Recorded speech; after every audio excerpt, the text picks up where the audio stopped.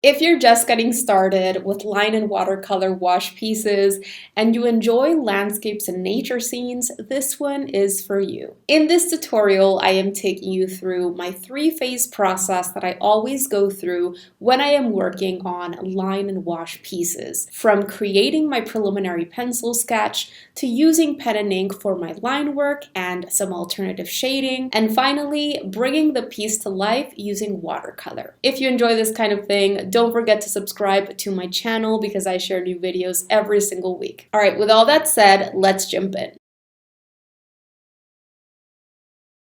I'm going to be using an HB pencil very lightly on my watercolor paper so that I can make sure that I am not scratching or damaging my watercolor paper. B, I can make sure to erase any mistakes that need erasing.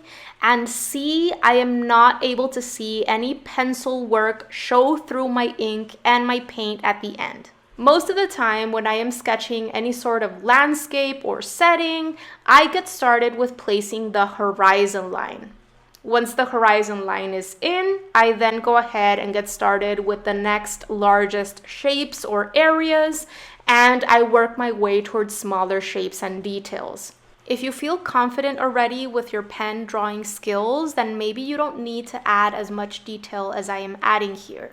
If you feel you still have trouble drawing those 3D forms, those rectangular prisms, triangular prisms, etc., it is important for you to add in that house and maybe even that lighthouse behind it in pencil and make sure that you're able to draw in that line work once you switch to your pen and your ink quickly and confidently. Because when you're using something like pen and ink, and you're using something like watercolor, especially with this style that is sketchier and looser, you want to make sure that you're going in as confidently as possible and not hesitating when you're drawing in those lines, those shapes, those marks using your pen, because that's definitely going to translate into heavier marks and lines that don't transmit that looseness very much. They're going to look very stiff. So just keep that in mind and use this pencil sketching phase to ensure that you're loosening up and have a greater grasp just on the overall shapes, on the overall forms, and everything that you're going to be adding in later on. I am not really fussing over adding every single rock that I see in my reference image. I am just taking that information and synthesizing it.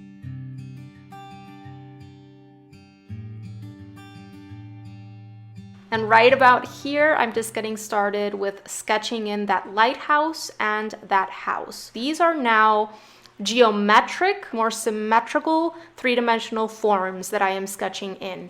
In the case of the lighthouse, this is a bit of a modified cylinder, more narrow at the top and wider at the bottom. And when I am sketching in the house, this is basically a rectangular prism with a triangular prism on top.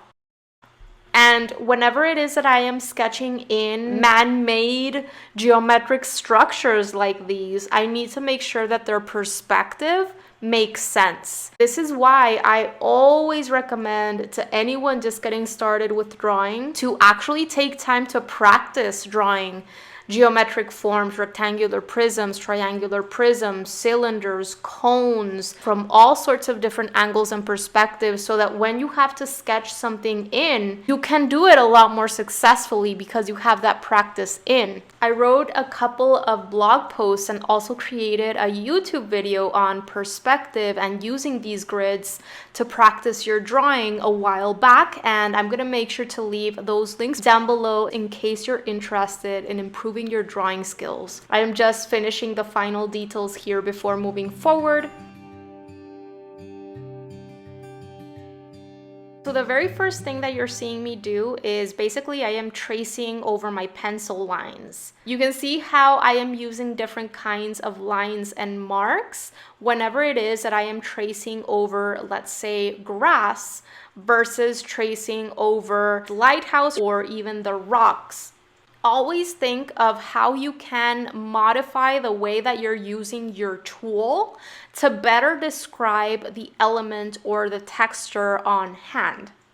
Because with one same paintbrush, with one same pencil, with one same pen, you can create a wide variety of different textures and different marks. I am embracing imperfections, any wobbliness that happens. I am trying not to hesitate way too much. I make sure that I am approaching those lines in segments, and that almost every single mark has a line weight change throughout it. What I mean by this is some sections of that mark are thinner or lighter, while other sections of that mark are darker and thicker. When we hesitate and create those lines and marks very slowly, that heaviness comes through at the end. And when we lay down those lines more confidently, more loosely, and vary that line weight, because we are shifting the pressure that we're exerting on our paper with the tip of the pen, or slightly shifting the angle in which we're using the pen, that creates a looser and more dynamic feel.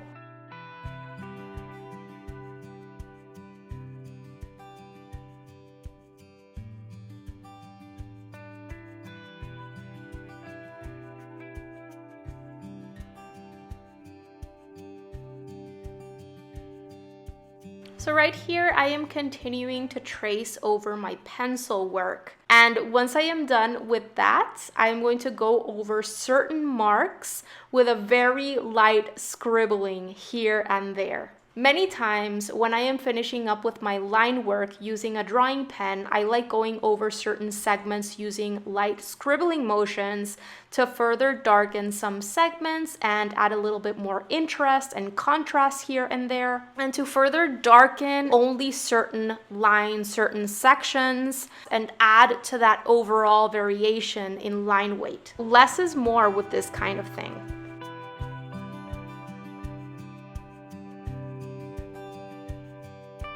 You're gonna see me use hatching and cross hatching in the little windows and doorway of the house, as well as a lighthouse, and in the darkest areas throughout those rocks. If you're just getting started with alternative shading techniques, hatching basically refers to groupings of straight lines. To do hatching, all it takes is creating straight parallel lines, and you have to make sure that there is a consistency in terms of the distance between those lines. And when it comes to cross hatching, basically you are creating two overlapping sets of these straight parallel marks. The more paper you cover up with your marks, the darker the value, and the less paper you cover up with your marks, the lighter the value. I have created a few different blog posts and even video tutorials on how to use alternative shading techniques.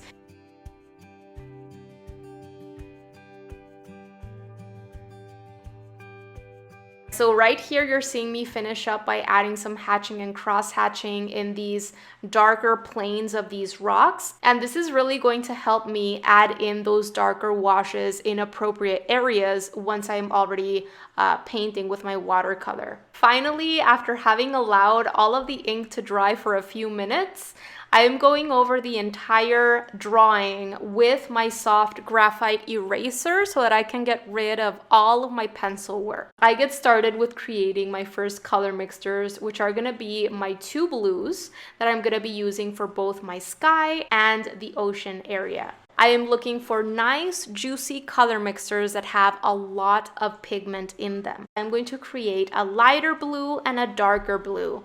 Both blue color mixtures are going to contain some amount of both cerulean blue and ultramarine blue, just that the ratios are going to be different so that one is lighter and one is darker. Once my two blue color mixtures are ready, I go ahead and switch on over to my larger mop brush. Because this mop brush is larger, it's able to hold a lot of water in its bristles, and I'm able to pre-wet this larger sky section a lot faster. Absorb some of that water, remove the excess water by scraping those bristles alongside the top of my container. I am working around the lighthouse and around the house, and I am looking for a nice even sheen all throughout this area. Take your time and even allow some of that water to soak into your paper a tiny bit before dropping in your paint. You don't want any puddles. You don't want your paper to be extremely soaking wet. You want a nice, even glistening look to it. The more wet your paper is when you drop in your paint, the more flow there is going to be in your paint, the more moving around it's gonna do.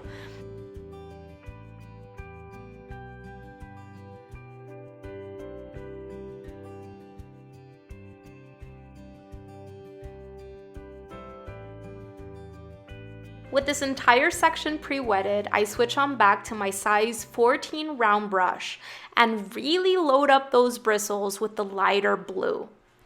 Because my paper already contains a certain amount of water on it, we want to make sure that we are going in with a saturated paint color, or otherwise it's going to turn out looking very transparent, very, very light. I start dropping in this lighter blue very loosely, very lightly, and using sideways horizontal brush strokes as I distribute that paint around. And I think I loaded up my brush with more paint maybe twice. And if I feel like I have placed enough color, I remove all of the paint from my paintbrush bristles and I go back in with a clean and only slightly dampened paintbrush to redistribute that paint around a bit. Then if I feel I need to add even more color, I then add more. So as you can see, I went in and started placing my darker blue color mixture mostly in the upper part of the sky area. And because we had already placed that lighter blue all throughout the sky area, that darker blue dissipated softly into the lighter blue. We wanted the darker blue at the top, and we wanted the blue to get lighter as we moved down towards the horizon line. And I used my absorbent towel quite a bit along the way. My absorbent towel really helped me pull up some color, some paint, so that I could lighten some areas along the way. And right now, as my sky is starting to dry, I am using it to pull up some clouds. And this is a super easy way to add in clouds into your landscapes. Basically, as your sky is starting to dry, gently blot in horizontal motions along your sky to create some clouds. Okay, so after having finished up with the sky, it's now time to get started with creating most of the other colors that we're going to be using all throughout the other areas of the painting. We need to create our gray, we need to create the greens that we're going to be using, and also our browns. And of course, we're going to be creating variations of these color mixtures along the way. We might need to darken them in some cases, add a bit more of one of the colors into the mixture. We might need to water them down a little bit more to get them to look lighter. The way that I create the gray is by mixing together my burnt umber with ultramarine blue. Now, you can shift the color ratios in this mixture until you arrive at a gray that you like. If you add more blue than brown, it's gonna look more blue. And if you add more brown than blue, it's gonna be more towards the dark brown side. I prepare a pure raw sienna plus water color mixture. I then prepare a pure sap green plus water color mixture. And that color mixture that you're seeing me work on right now is a mixture of sap green and raw sienna. And the very last color mixture that I'm going to prepare for myself is a dark brown. This is burnt umber. Then you're going to see me add a bit of ultramarine blue into this color mixture, and I'm going to get a very dark brown. And right here, I just wanted to show you the difference between these two colors. One of them, of course, is heavier on the burnt umber, and the other one is heavier on the ultramarine blue. This is a great color mixture that I often use myself to create very dark colors when working with this medium. We're gonna get started with the lightest color that we're gonna be using in this area with the grass and the rocks. the little cliff. And in this case, it's our raw sienna. And you can see how I am using my size 14 round brush, and I am loading up that paintbrush as best as I can before going in. I am just moving my wrist around very loosely, and you're also going to see how I leave some little sections of paper shining through completely.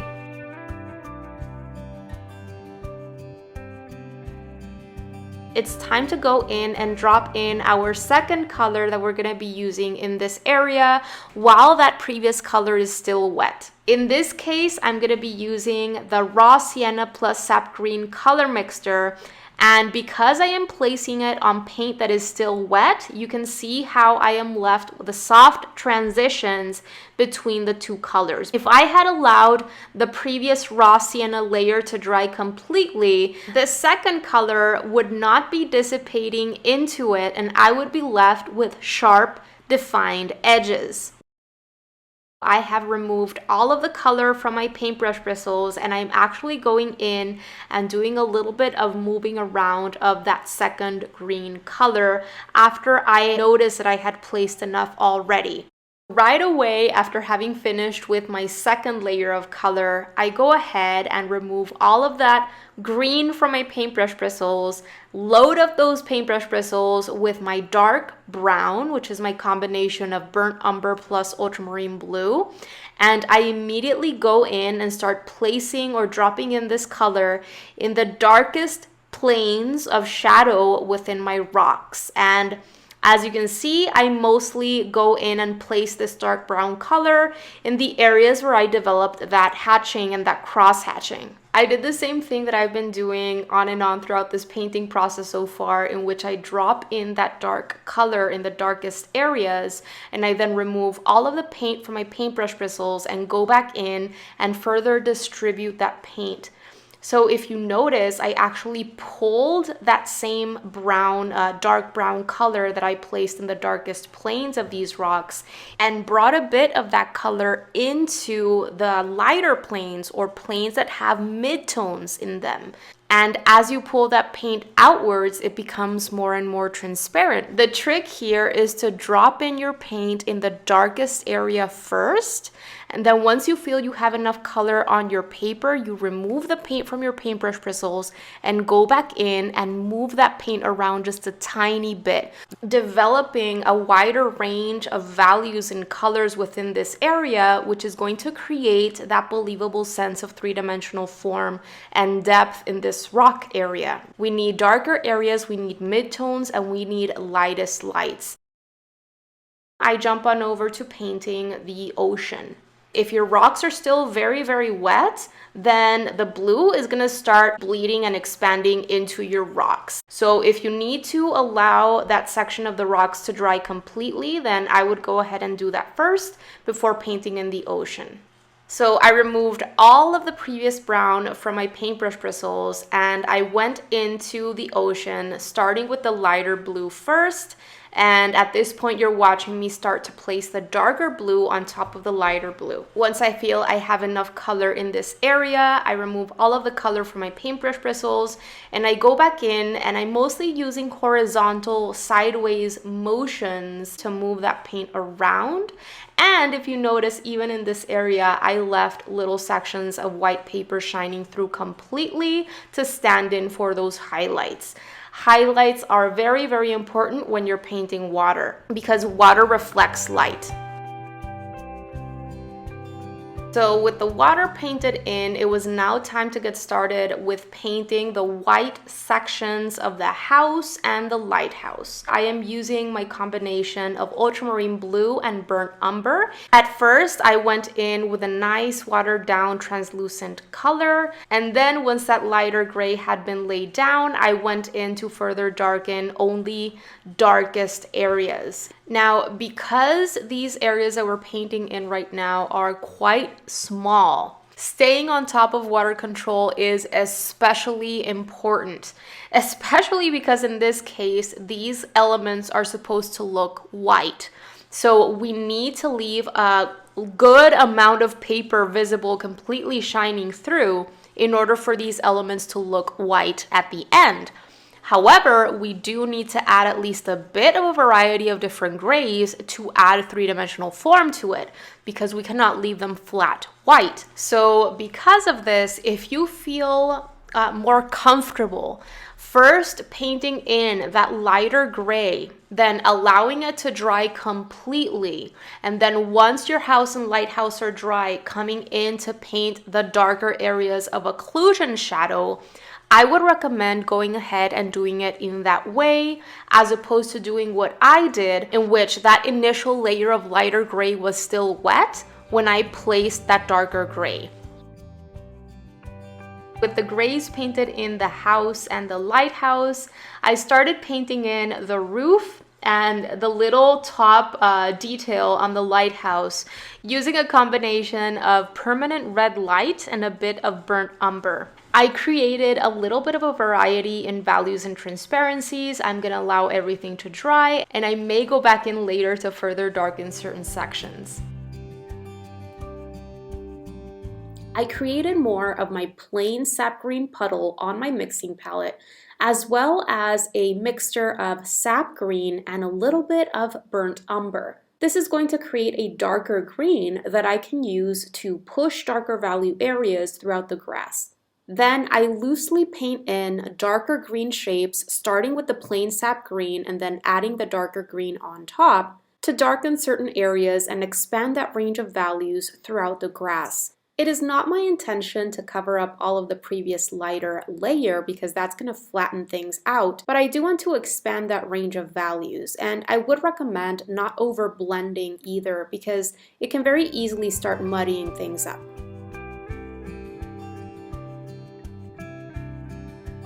By this point in the process, my rock area has pretty much completely dried. So what I do is I create more of my burnt umber plus a bit of ultramarine blue color mixture, so I get a very nice dark brown, and I use it in a very saturated state right off the bat, so not much water in that color mixture. Once again, I mostly place this very dark brown in my areas of darker hatching and cross hatching. And I left, as you can see, a whole bunch of the previous browns that I already painted in shining through completely. I do not want to cover up all of my previous browns and lighter values because once again, I would flatten everything out, and that is not the point. The point is to create a wider variety of different values. And I am mostly thinking of those shadows in those different planes of those rocks as little abstract shapes, not as separate planes that I have to very carefully paint in or anything like that. I then go back into the roof of the house with a second layer of paint, and in this case I am going in to only the very dark areas that I want to push those darkest darks in, and I am allowing the previous reddish brown color that I laid down to shine through completely through the majority of the roof. Just making sure that it has a very small amount of water in it and more pigment in it. Or you can add a little bit more burnt umber into your red and this should darken it even more. Either of these would work to further push those darks only in certain sections of the roof. I am now pushing some darkest darks in the white areas of the house and the lighthouse.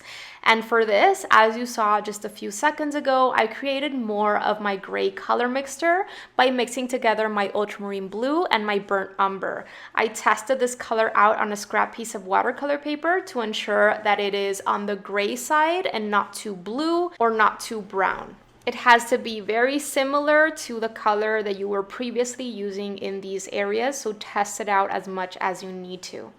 I am just going into the very darkest areas of gray to further push those darks. If you notice that you're lacking some lighter gray values throughout the lighthouse the way that I do right here, you can also go in with this gray color mixture. Just make sure that you go in with a more translucent or more watered down version of this gray color mixture. And of course, make sure that you're leaving plenty of that white paper shining through completely, or otherwise the lighthouse is probably gonna look gray and not white.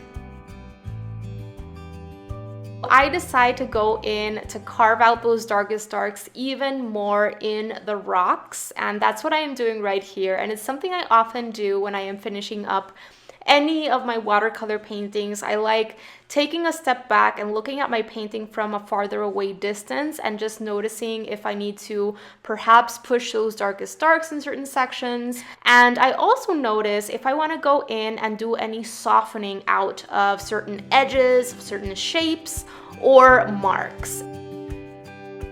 All right, you guys, that is gonna do it for today's video. I really hope that you enjoyed it and that you found it helpful. And if you did, pretty please make sure to give this video a thumbs up, because it really helps support the work that I am doing here on YouTube and helps others get to know about my channel. Thank you so much for watching today. Don't forget to subscribe and click on that little bell so that you can be notified of when I share my new videos, which happens every single week. Have a beautiful rest of the day and see you soon. Bye guys.